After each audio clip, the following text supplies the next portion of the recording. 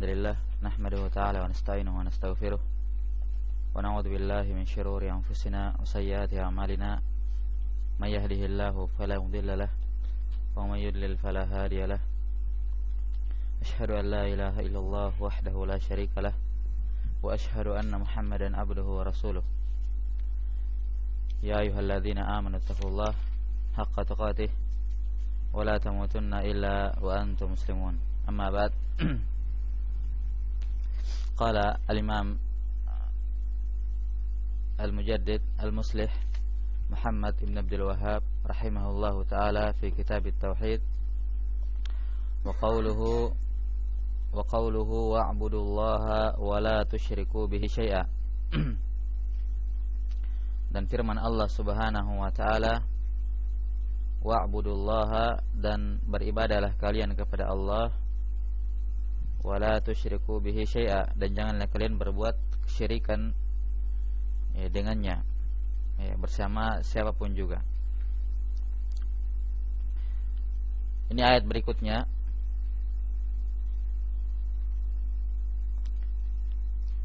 yang beliau rahimahullahu taala sebutkan, yaitu ayat pada surah Al-An'am.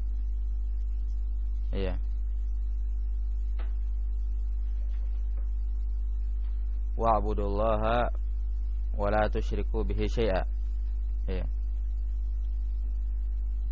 Al-Maidah ya. Wa'budullaha wa la tusyriku bihi syai'a. Nah, sembahlah Allah Subhanahu wa taala, beribadahlah kalian kepada Allah semata, dan jangan kalian berbuat kesyirikan dengannya syai'an, sedikit pun. Ayat ini dikenal di kalangan para ulama dengan nama ayat al-huquq al-asyarah, ayat yang menyebutkan 10 hak, karena pada ayat ini sampai akhir ayat disebutkan orang-orang yang atau hak-hak atau kewajiban yang wajib kita tunaikan, kita berikan hak kepada setiap pemiliknya. Disebutkan padanya hak Allah, kemudian hak orang tua, hak tetangga, hak kerabat, kemudian teman-teman yang dekat dan yang jauh, kemudian orang-orang fuqara wal masakin, dan seterusnya. Yang mana dari semua hukuk tersebut Allah Subhanahu wa taala menyebutkan hak yang paling pertama adalah berkenaan dengan haknya. Wa'budullaha wa la tusyriku bihi syai'a. Baru setelah itu disebutkan hak-hak selainnya. Maka ini sebagai penegasan dari apa yang telah berlalu, di mana Allah Subhanahu wa taala mendahulukan hukum bertauhid kepadanya sebelum berbakti kepada kedua orang tua dan hak-hak yang lainnya. Dan telah kita jelaskan bahwa hak orang tua merupakan manusia yang terbesar haknya atas diri kita. Dan tatkala hak orang tua tersebut berada di bawah hak Allah Subhanahu wa taala, maka ini menunjukkan bahwa hak Allah Subhanahu wa taala merupakan hak yang tertinggi, hak yang mutlak. Hak yang mutlak. Di mana pada ayat yang telah berlalu Allah taala menyatakan, wa qada rabbuka alla ta'budu illa iyyah wa bil walidaini ihsana.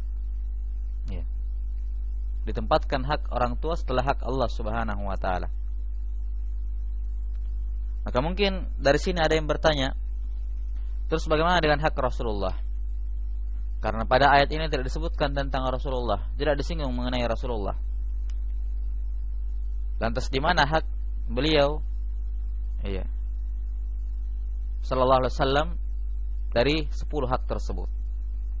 Dari 10 hak tersebut, kata para ulama bahwa hak Rasulullah SAW itu tentunya lebih tinggi dibandingkan hak orang tua. Dia tidak disebutkan dalam ayat karena dia sudah tergabung dan sudah menjadi konsekuensi dari hak Allah Subhanahu wa taala. Di mana di antara hak Allah Subhanahu wa taala adalah kalian membenarkan, menaati dan menjauhi semua larangan dari Rasul yang dia utus. Ini hak Allah Subhanahu wa taala. Karena dalam banyak ayat atau dalam beberapa ayat disyaratkan hal ini. Semacam pada firman Allah Subhanahu wa taala, "Wa atiullaha wa rasulah," dan taatlah kepada Allah dan Rasulnya. Dan juga pada firman Allah Subhanahu wa taala, "In tuti'uhu tahtadu." Kalau kalian menaati Muhammad, kalian akan mendapatkan hidayah. Ya, tanpa disebutkan adanya Allah Subhanahu wa taala di sini.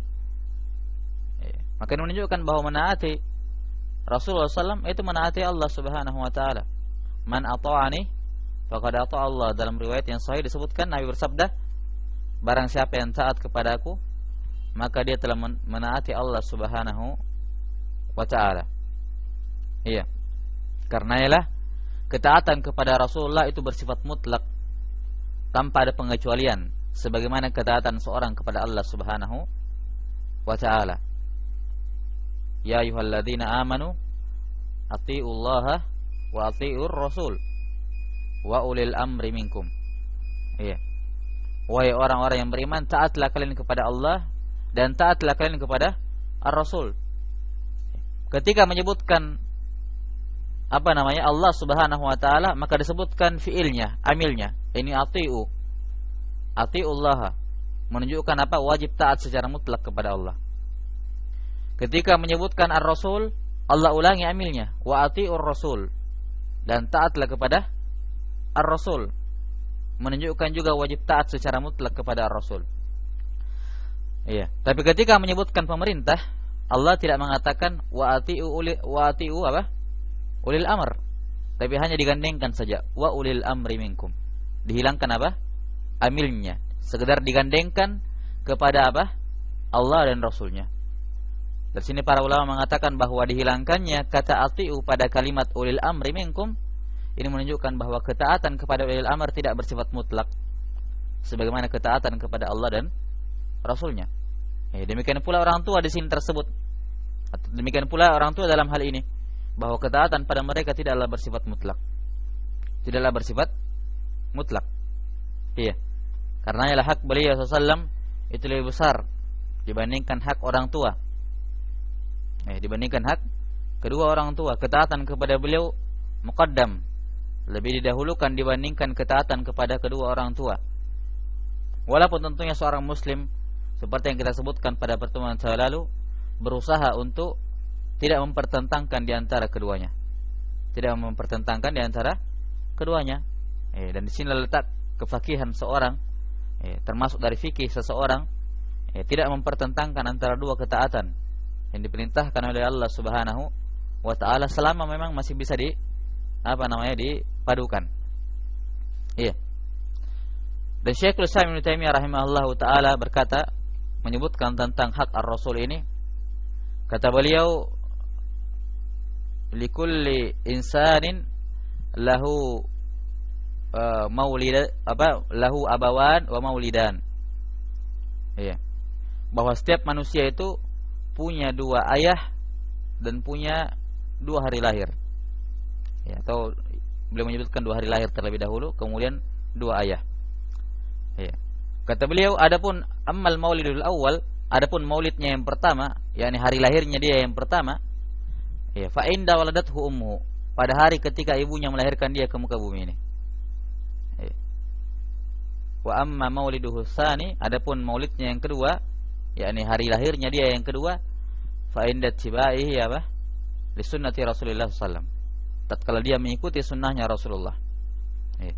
Karena orang yang walaupun dia hidup tapi tidak mengikuti sunnah Rasulullah sallallahu alaihi wasallam, maka fi manzilatil amwat, kedudukannya sama seperti orang-orang yang telah meninggal. Tidak ada manfaatnya. Ya. Hatinya adalah hati yang mati, dan orang yang mati hatinya, maka dia dihukumi mati oleh syariat, walaupun jasadnya masih berjalan di muka bumi ini. Karena orang-orang kufar dihukumi mereka amwatun, orang-orang yang mati secara syariat, karena hati mereka adalah mati. Iya.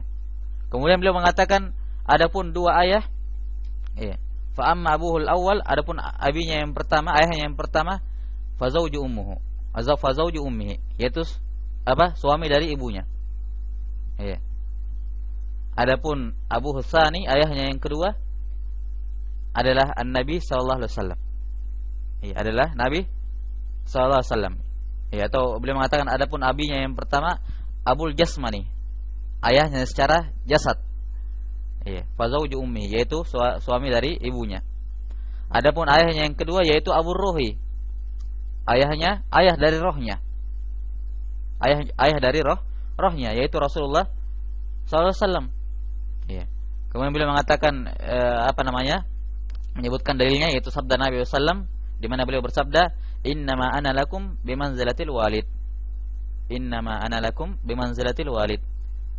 Kedudukan saya di hadapan kalian ini tidak lain kecuali seperti seorang ayah. Ya. Seperti seorang ayah.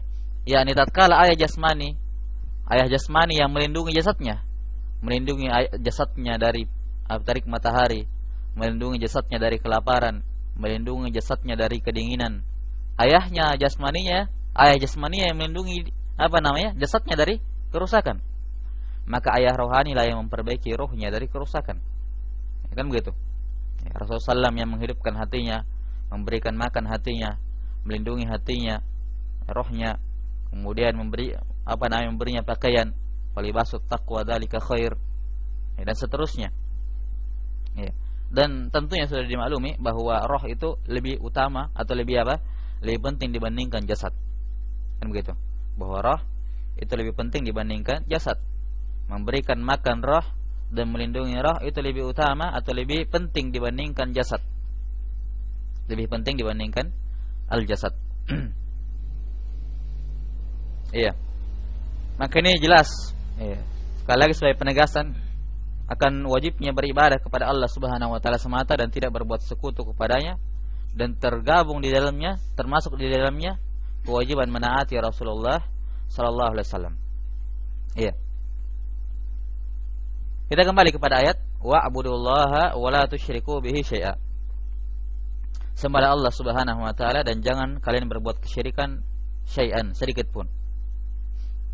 Al-Hafidz Ibnu Katsir rahimahullahu taala berkata dalam mengenai ayat ini, menafsirkan ayat ini, kata beliau, ya'murullahu ta'ala ibadahu biibadatihi wahdahu la syarikalah. Iya. Bahwa Allah Ta'ala memerintahkan hamba-hambanya untuk beribadah hanya kepadanya, tanpa ada sekutu baginya. Fa innahul khaliqur raziqu al-mutafaddilu ala khalqihi fi jami'il halat. Karena dialah pencipta, pemberi rezeki, yang mutafaddil, yang berkenan memberikan keutamaan kepada para makhluknya pada semua keadaan mereka. Wa huwal mustahiqqu minhum an yuwahhiduhu wa la yusyriku bihi syai'an min makhluqatihi. Maka dialah Allah yang berhak yang berhak mendapatkan dari mereka, yaitu agar mereka bertauhid kepadanya dan tidak berbuat sekutu dengan para makhluknya sedikit pun juga. Iya.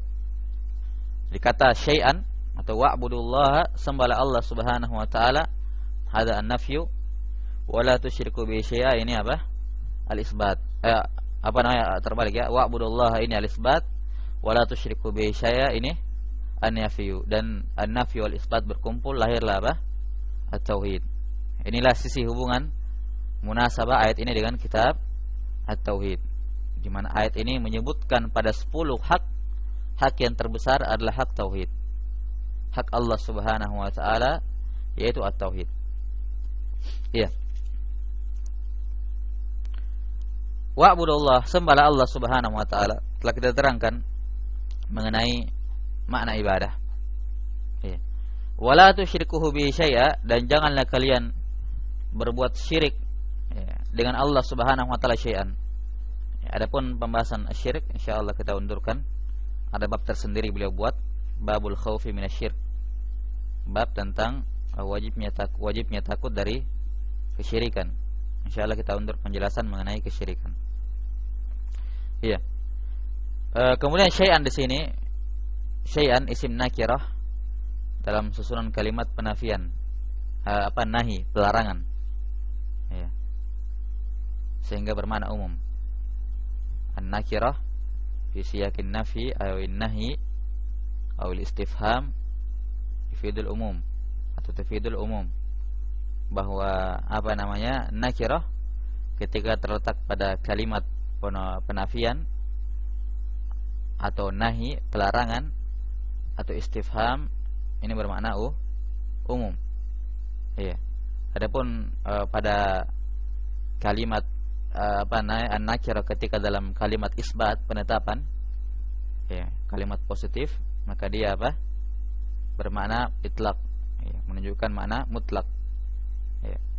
Adapun nakirah pada susunan kalimat asyart, maka ada silang pendapat di kalangan usuliyin dalam masalah ini, apakah dia bermakna umum atau bermakna mutlak. Ya. Ala kulli hal di sini nakirah berada pada susunan an-nahi sehingga dia bermakna umum, yakni syai'an, sedikit pun juga. Ya. Jangan berbuat kesyirikan dengannya sedikit pun juga. La malakun muqarrab wala nabiyyun mursal. Tidak itu kepada malaikat yang didekatkan oleh Allah Ta'ala, dan tidak pula kepada nabi yang terutus. Tidak boleh berbuat sekutu dengannya. Tidak itu pada ucapan, amalan, keyakinan, ibadah harta, ibadah badan. Tidak itu ketika lapang maupun dalam keadaan sempit. Tidak itu jumlahnya besar maupun jumlahnya kecil. Dilarang berbuat kesyirikan secara mutlak. Ya. Akan datang nanti hadits riwayat Imam Ahmad beliau bawakan mengenai kisah dua orang. Ya. Kata Nabi SAW, dakhala al-jannata rajulun fi dhubab wa dakhala an-nara rajulun fi dhubab. Bahwa ada seorang yang masuk surga karena lalat, dan yang lainnya masuk neraka karena lalat. Iya. Maka mereka berkata, "Kaifa dzalika ya Rasulullah?" Bagaimana hal tersebut bisa terjadi? Beliau mengabarkan, marra rajulani ala qaumin lahum sanam, bahwa ada dua orang lelaki melewati sebuah kaum yang memiliki berhala. Ya, memiliki berhala. La yajuzu ahadan hatta yataqarraba ilaihi. Mereka tidak akan membiarkan seorang pun lewat hidup-hidup sampai orang yang mau lewat itu mengadakan taqarrub, sesajen, memberikan sesajen persembahan kepada patungnya, berhalanya. Faqalu lil awwal, maka mereka pun berkata pada orang yang pertama, qarrib, ayo adakan pendekatan, sesajen, persembahan kepada sembahan kami. Maka dia pun mengatakan apa? Bahwa saya tidak akan mengadakan taqarrub kepada siapapun dengan apapun kecuali hanya pada Allah Subhanahu wa taala. Maka disebutkan dalam hadis tersebut, fadarabu unuqahu fadakhala al-jannah. Maka mereka pun memenggal lehernya dan dia pun masuk surga. Faqalil akhar, mereka kemudian berkata pada orang yang kedua, qarrib, ayo lakukan taqarrub, pendekatan, sesajen dan seterusnya. Dia katakan, main dia qarrib, saya tidak punya sesuatu, saya musafir, tidak punya sesuatu untuk saya persembahkan. Maka mereka pun mengatakan, qarrib walau dzubaba, adakan taqarrub walaupun dengan seekor lalat. Faqarraba dzubaban fakhallu sabilahu fadakhala an-nar. Maka dia pun mengadakan taqarrub dengan seekor lalat, dia pun dibiarkan lewat dan dia masuk ke dalam neraka. Maka di sini asyahid di sini bahwa azabah, penyembelihan, itu merupakan ibadah kepada Allah Subhanahu wa taala. Tidak dikatakan ketika dia menyembelih sapi, kerbau atau onta dikatakan syirik, akan tapi ketika ayam bukan syirik, atau ketika lalat bukan syirik. Karena menjadi inti adalah apa? Al-ibrah bil ma'ani. Yang menjadi inti yang menjadi patokan adalah maknanya. Makna syirik itu apa?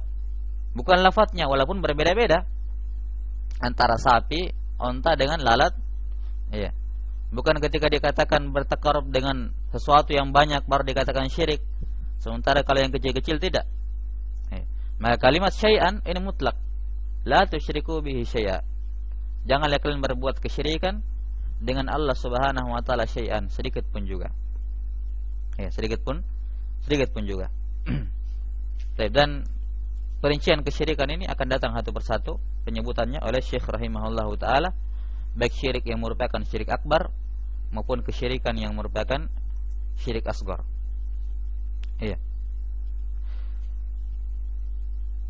Kemudian pada ayat ini, wa'budullaha wa la tusyriku bihi syai'a, terdapat dalil akan batilnya ibadah yang disertai dengan kesyirikan.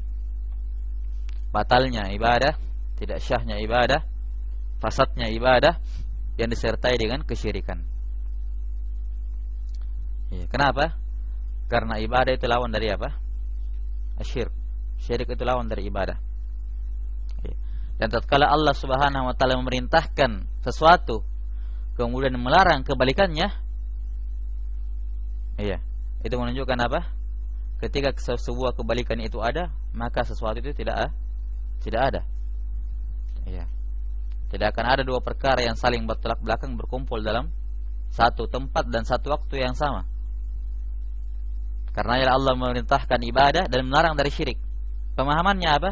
Pemahamannya kapan ada syirik, maka tidak ada ibadah. Tidak ada al-ibadah. Walaupun dia sedang mengerjakan ritual ibadah, gerakan lahiriahnya ibadah, tapi tatkala terjadi kesyirikan, maka itu tidak teranggap sebagai ibadah. Iya. Dan juga apa yang ma'ruf di kalangan para usulin, bahwa an-nahyi yaqtadil fasad, bahwa larangan itu mengharuskan fasadnya sebuah apa? Amalan kalau dilanggar. Ya, ketika dilarang dari sesuatu kemudian dilanggar, maka itu menunjukkan rusaknya hal tersebut. Maka ketika dia ibadah, ya, ketika dia beribadah dia melanggar larangan Allah Subhanahu wa taala pada lanjutan ayatnya wala tusyriku bihi syai'a, sementara syirik itu berkenaan dengan ibadah, maka ini menunjukkan bahwa ibadahnya batal, fasad. Ya. Rusak ibadah tersebut ketika dimasuki oleh kesyirikan. Ya. Dan sebaik-baik misal dalam hal ini adalah apa yang beliau rahimahullah sebutkan dalam Al-Qawaidul Arba. Iya. Ketika beliau memperumpamakan, kata beliau, fa idza dakhala syirku fil ibadah fasadat kal hadathi idza dakhala fit taharah. Iya. Kata beliau, karena ialah tatkala kesyirikan itu masuk dan bercampur ke dalam sebuah ibadah, maka ibadah itu fasadat, rusak. Kal hadasi, sebagaimana hadas ketika dia masuk di tengah-tengah taharah, maka taharahnya apa? Rusak. Maka di sini beliau memperumpamakan tiga perkara: tauhid atau ibadah, tauhid dan syirik. Ibadah, tauhid dan syirik. Apa yang menjadi permisalannya? Ibadah diperumpamakan seperti salat. Ibadah diperumpamakan seperti salat. At-tauhid diperumpamakan sebagai taharah, wudu dan semacamnya. Sementara syirik diperumpamakan seperti hadas, pembatal wudu. Iya. Atau apa? Pembatal taharah. Iya. Bagaimana keadaannya? Siapa yang mau memahami antara hubungan tauhid, syirik dengan ibadah, dia harus pahami kehubungan antara salat misalnya, percontohan ibadah ya, salat, taharah dengan hadas. Bagaimana hubungannya? Ya. Ketika ada orang yang sedang sholat, ya, atau dia misalnya dia berhadas, tidak berwudu, langsung memaksakan dirinya untuk beribadah. Ya. Padahal dia sudah tahu dia ini tidak berwudu. Maka ini jelas, apa namanya? Sholatnya tidak syah, batal. Maka demikian pula orang yang sudah jelas berbuat kesyirikan, ya, telah berbuat syirik, lantas dia belum bertaubat dari syiriknya, maka semua ibadah yang dikerjakan itu tidak diterima. Ya. Tidak diterima. Nah, atau misalnya, atau inilah makna dari ucapan sebagian ahli ilmu ketika mereka menyebutkan syarat diterimanya amalan. Ya, ma'ruf, syarat diterima amalan kan ada dua ya. Ada ikhlas dan mutaba'ah. Ikhlas dan mutaba'ah. Ada sebagian ulama yang menambahkan syarat yang ketiga, tapi sebenarnya terambil dari ikhlas, cuma disendirikan karena butuh diingatkan. Mereka menambahkan satu syarat, yaitu sihhatul mu'taqad, akidahnya benar, yakni akidahnya bukan akidah yang mengkafirkan. Misal begini, ada orang yang sholat, misalnya sholat sesuai dengan sifat sholat Nabi, dan dia ikhlas dalam sholatnya lillahi ta'ala. Tapi orang ini meyakini Al-Quran itu makhluk. Meyakini Al-Quran itu makhluk, kan begitu? Keyakinan Al-Quran itu makhluk, kalau dia meyakininya tidak ada penghalang kekafiran, maka dia kafir. Kan begitu? Maka dengan kekafiran ini, walaupun dia ada mutaba'ah dalam salatnya, walaupun dia ikhlas dalam salatnya, maka tidak diterima salatnya. Kan begitu? Walaupun ikhlas, walaupun mutaba'ah, tapi ketika ada pembatal, ya, akidahnya adalah akidah yang mengkafirkan, akidahnya tidak salatnya tidak diterima.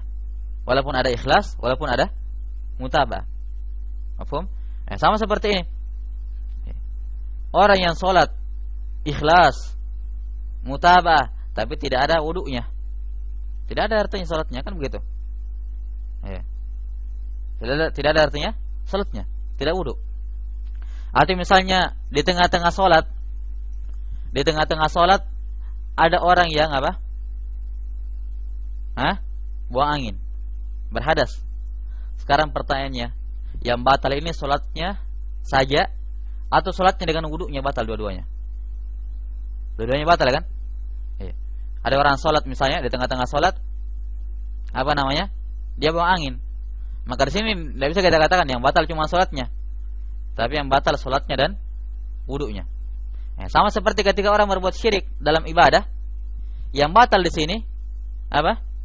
Bukan ibadahnya saja, tapi ibadah dan tauhidnya batal. Kan begitu? Bukan hanya ibadahnya yang batal, tapi ibadah dan tauhidnya. Karena orang yang berbuat syirik akbar, dia harus memperbarui tauhidnya dengan mengucapkan syahadah. Bukan hanya salatnya yang batal, ibadahnya yang batal. Misalnya dia menyembelih untuk jin, maka di sini yang batal bukan hanya sembelihannya, tapi apa? Tauhidnya juga batal, keislamannya. Ini lihat bagaimana perumpamaan yang detail yang beliau sebutkan rahimahullahu taala dalam masalah ini. Maka tatkala Allah memerintahkan ibadah dan melarang dari lawannya, itu menunjukkan fasadnya sesuatu yang diperintahkan tersebut, yaitu ibadah, ketika ada lawannya, ketika dia bertemu dengan kesyirikan yang menjadi lawan dari at-tauhid tersebut. Baik. Wallahu a'lam bishawab. Sekira itu penjelasan mengenai dalil yang beliau sebutkan. Insyaallah taala selanjutnya kita akan menyebutkan dalil yang lain.